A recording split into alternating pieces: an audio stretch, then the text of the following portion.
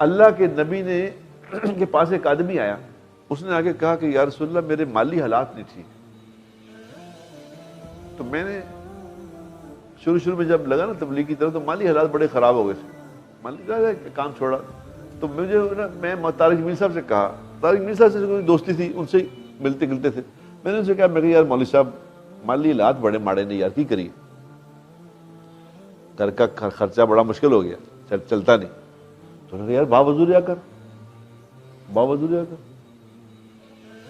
میں کہ جی کی مطلب؟ انہوں نے کہا ایک حضور کے پاس ایک آدمی آیا تھا، اس نے کہا یا رسول اللہ مالی حالات نہیں ٹھیک. آپ نے کہا باوضو رہا کر. میں کہا جی وہ کوئی گل بات ختم ہو. یہ بات، اس بات کو میرے خیال 20-25 سال ہو گئے. میں 20-25 سال سے باوضو ہی ہوں. بس میرا وضو ٹوٹتا ہے صرف سوتے وقت یا باتھ روم جاؤں.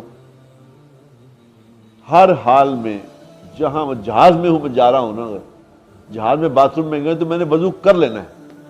لیکن جہاز میں وضو کرتے ایسا وضو نہیں کرنا کہ بعد پتہ لگے کہ کوئی وضو کر گیا تھے. مجھے ابھی ایئر ہوسٹس نے کہا، میں سعودی ایئر لائن میں آیا تھا تو مجھے اس نے کہا کہ آپ نے وضو کیا ہے؟ میں نے کہا تو کہتی وہ یہاں فرش پہ پانی نہیں گرانا ہوتا. میں کہا ادھر آ. میں نے باتھ روم کا دروازہ کھولا، میں کہا بتا کیا ہے؟ لش فرق، صاف، ہر چیز صاف. اس نے مجھے سلوٹ مارا. اس نے کہا وہ ایسا ہونا چاہیے مسلمان کو. لوگ یہاں وضو کرتے ہیں تو پتہ لگتا ہے کہ وضو کر کے.